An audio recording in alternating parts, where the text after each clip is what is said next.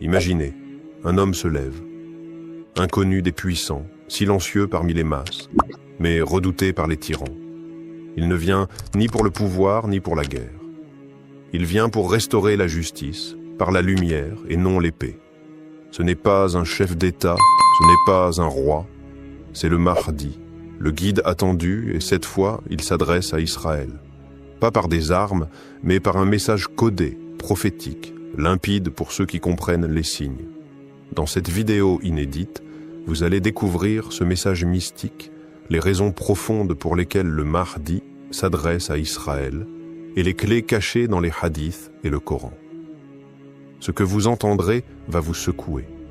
C'est peut-être le message de fin des temps. Abonnez-vous dès maintenant à la foi islamique pour ne rien manquer de ce que les médias et les savants refusent encore de dire. Bismillahi ar-Rahmani ar-Rahm.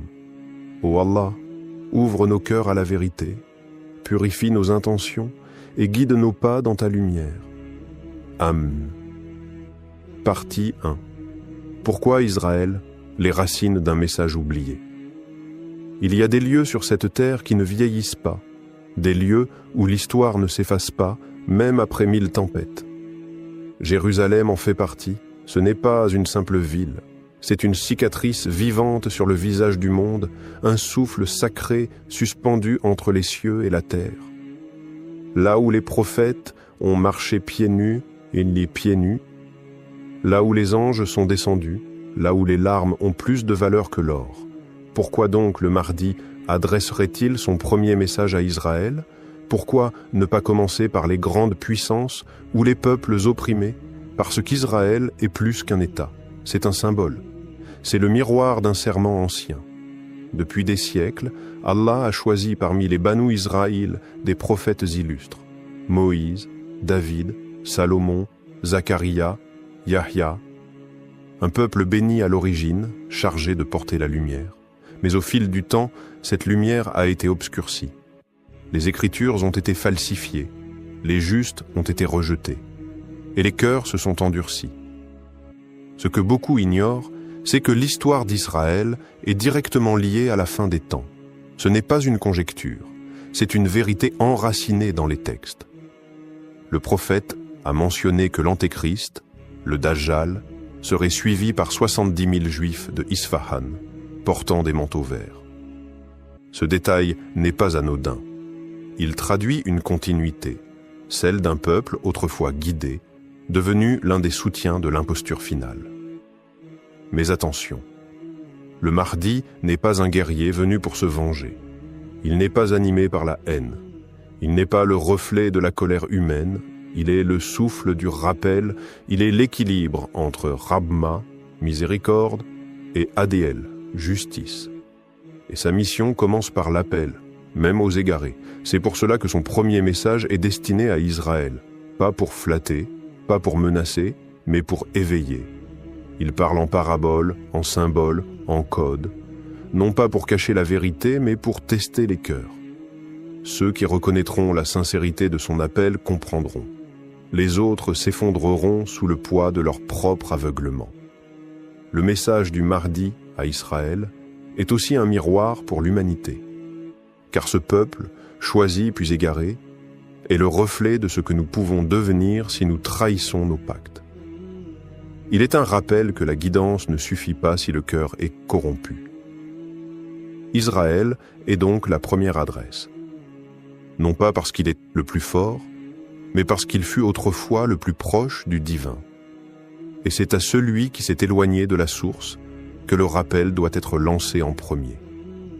Ce message du Mahdi n'est pas écrit avec de l'encre, il est gravé dans les événements, il est codé dans les signes, il est inscrit dans le souffle du monde.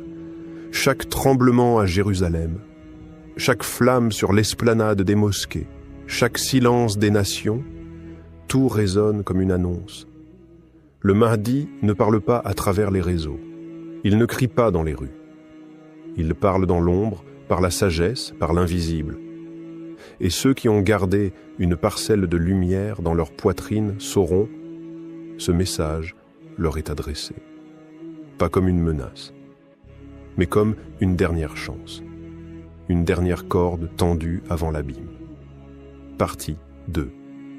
Un message codé dans la Torah et le Coran. Il y a des vérités qui ne s'expriment pas en clair. Elles se cachent entre les lignes, glissent dans les creux des versets, apparaissent seulement à ceux dont le cœur est éveillé. Le Mahdi, héritier de cette lumière, ne parle pas pour convaincre. Il parle pour réveiller. Et son message à Israël n'est pas une invention. Il est le déchiffrement d'un code ancien, inscrit à la fois dans la Torah originelle et dans le Coran immuable. 2 livres, 2 révélations, mais une seule vérité, pure, traversant le temps malgré les falsifications et les manipulations. Le Coran ne nie pas la Torah. Il ne la rejette pas. Il la reconnaît dans ce qu'elle a de vrai, de pur, de céleste, mais il la corrige. Il l'épure. Il tranche ce que les hommes y ont ajouté. Et c'est là que le message du Mahdi trouve sa première source.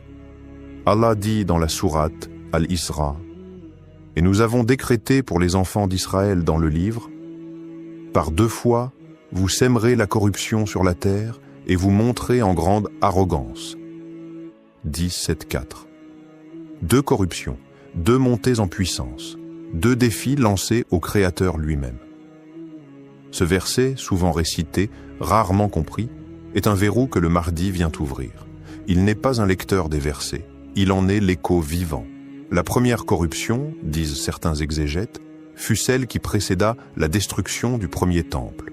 Une trahison de l'alliance, une chute dans l'idolâtrie. La seconde, pour d'autres, serait notre époque même. Une ère de domination arrogante, de mensonges sanctifiés, de justice inversée. C'est dans ce contexte que le Mahdi se dresse. Non pas comme un juge, mais comme un miroir retourné vers Israël. Il leur renvoie l'image de ce qu'ils étaient, enfants des prophètes, et l'image de ce qu'ils sont devenus, suiveurs de l'imposture.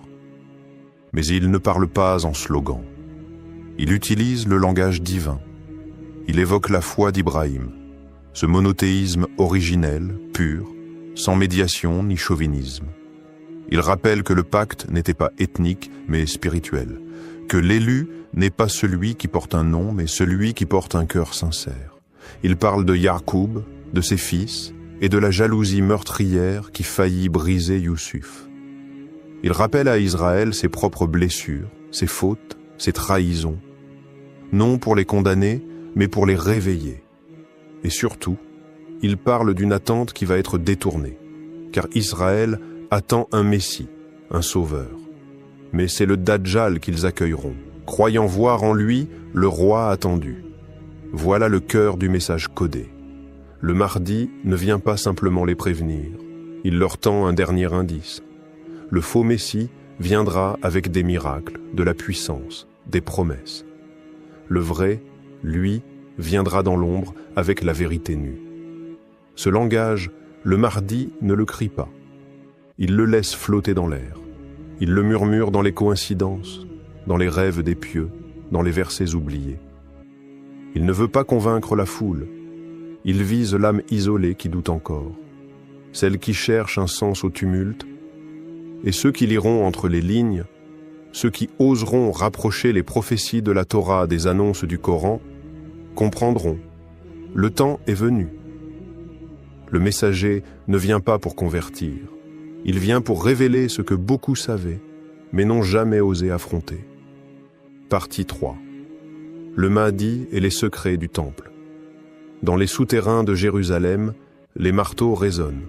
Des mains creusent, des plans se dessinent, des discours messianiques se propagent. Car en Israël, certains croient que le moment est venu de reconstruire le 3e temple. Mais ce qu'ils s'apprêtent à élever n'est pas une demeure pour Dieu. Ils ne bâtissent pas une maison sacrée.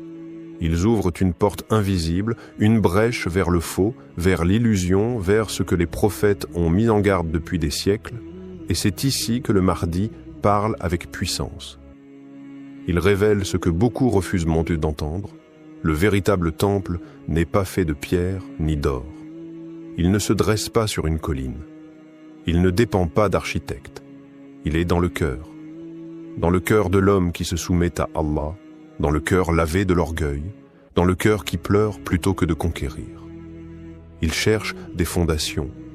Le Mahdi cherche des âmes. Mais ceux qui œuvrent à la reconstruction du temple ne le font pas pour honorer Dieu. Ils obéissent à une promesse pervertie, à une vision messianique détournée. Pour eux, le temple est l'instrument d'un règne terrestre, le signal de leur suprématie spirituelle et politique. Ce qu'ils attendent n'est pas le retour de la piété, mais l'ascension d'un roi Messie qui dominera les nations. Or, ce roi qu'ils appellent de leur vœu n'est autre que le Dajjal, l'imposteur. Celui qui viendra avec des prodiges, qui trompera les foules, qui entrera même à Jérusalem pour se proclamer divinité. Les hadiths l'affirment, le Dajjal apparaîtra à l'est, mais il visera Jérusalem comme trône, et c'est là, précisément là, que le Mahdi l'attendra. Imagine la scène, le faux Messie marche dans les ruines, glorifié par ceux qui croient accomplir la promesse divine. Il monte les marches du temple qu'ils auront bâti pour lui. Il tend les bras, et à cet instant, la lumière du vrai s'abat sur lui. Le Mahdi apparaît.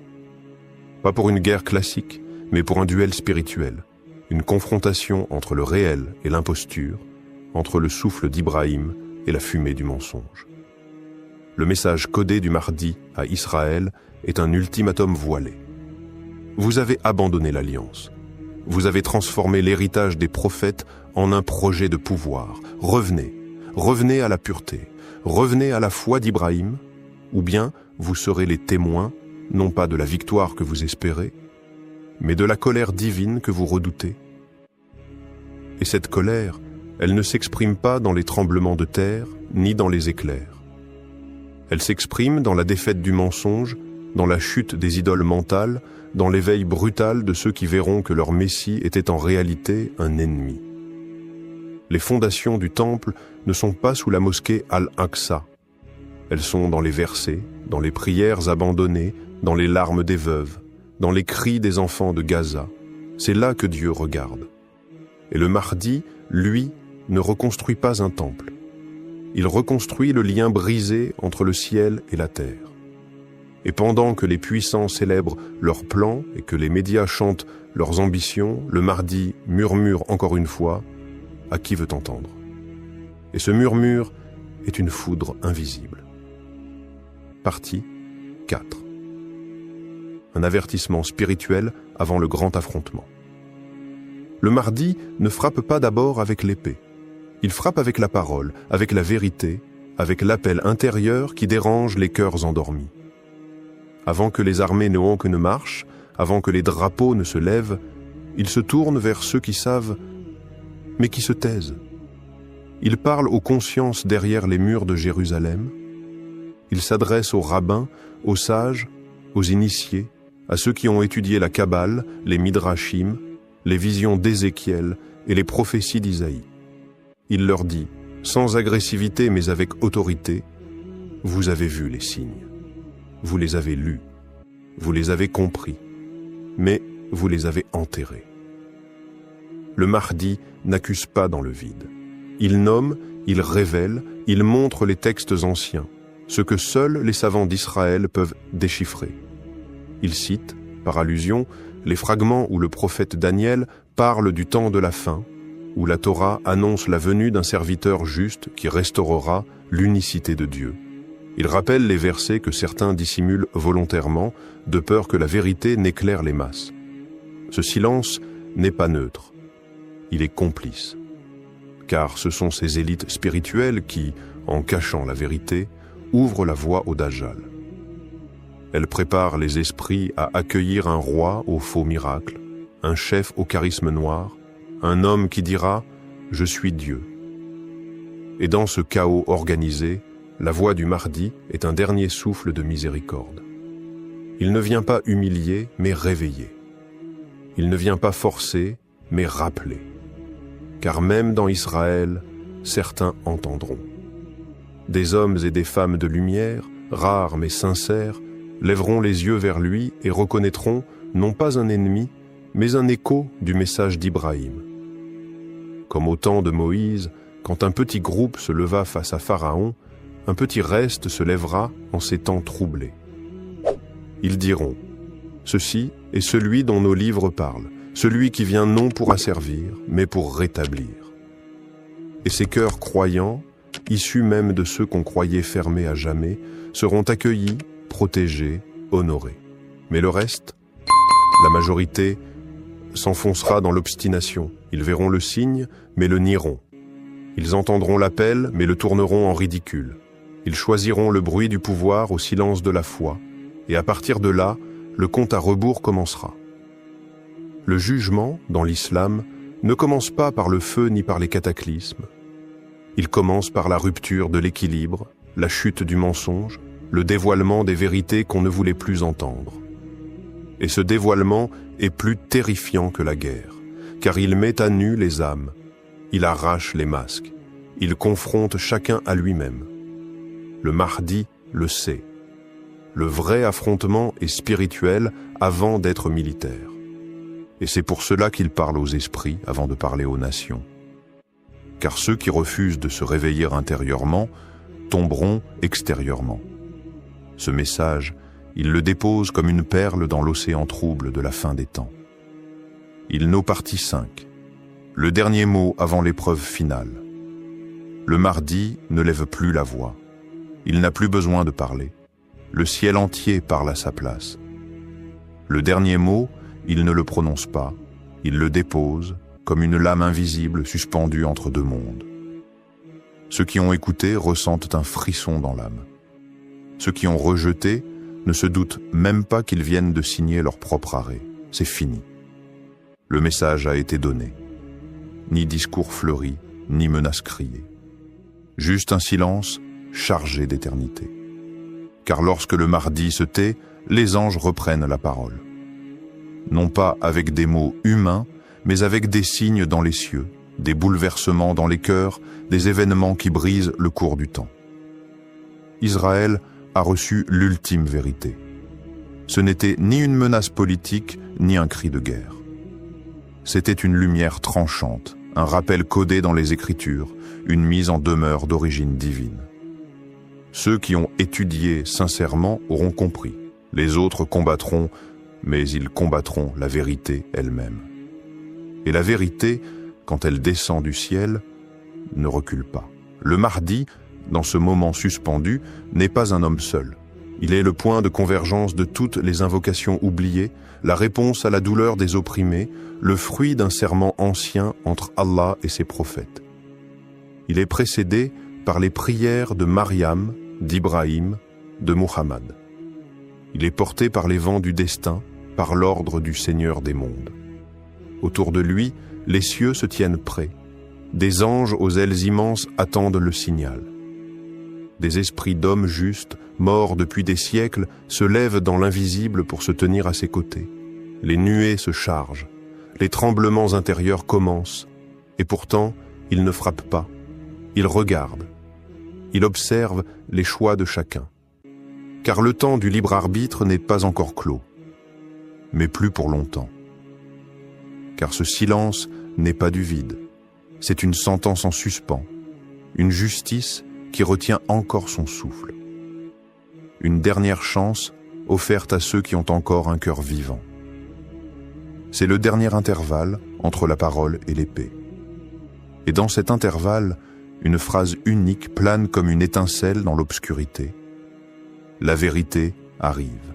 Préparez-vous. Elle ne se crie pas, elle s'imprime dans l'âme.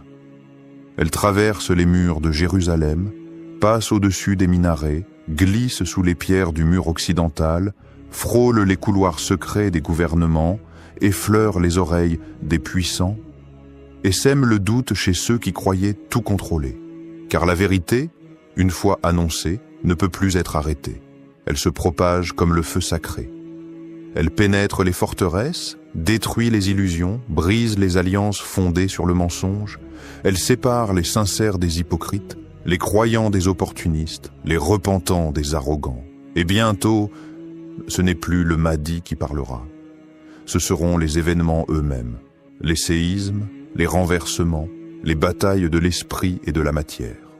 Le monde entier sera le théâtre de cette dernière confrontation, mais elle aura commencé là, en silence, avec une simple phrase adressée à Israël, un mot codé, un avertissement céleste, une vérité brûlante. Préparez-vous. Blige personne à le saisir, mais celui qui la trouve ne sera plus jamais le même. Ce message n'était pas une fiction, ce n'était pas une théorie, c'était un écho venu d'un futur écrit depuis des millénaires. Le Mahdi ne s'adresse pas seulement à Israël, il parle à chaque conscience, à chaque cœur encore vivant. Il tend la main une dernière fois avant que les événements ne la remplacent par l'inévitable. Le monde est à l'aube d'un basculement. Les signes s'alignent, les masques tombent, la vérité se dévoile. Et maintenant que tu sais, que feras-tu? Fermeras-tu les yeux comme tant d'autres? Ou te lèveras-tu parmi les justes, ceux qui reconnaissent la lumière même lorsqu'elle dérange, ceux qui suivent la vérité même si elle brûle? Le Mahdi a parlé. Le message a été transmis. La vérité arrive. Prépare-toi.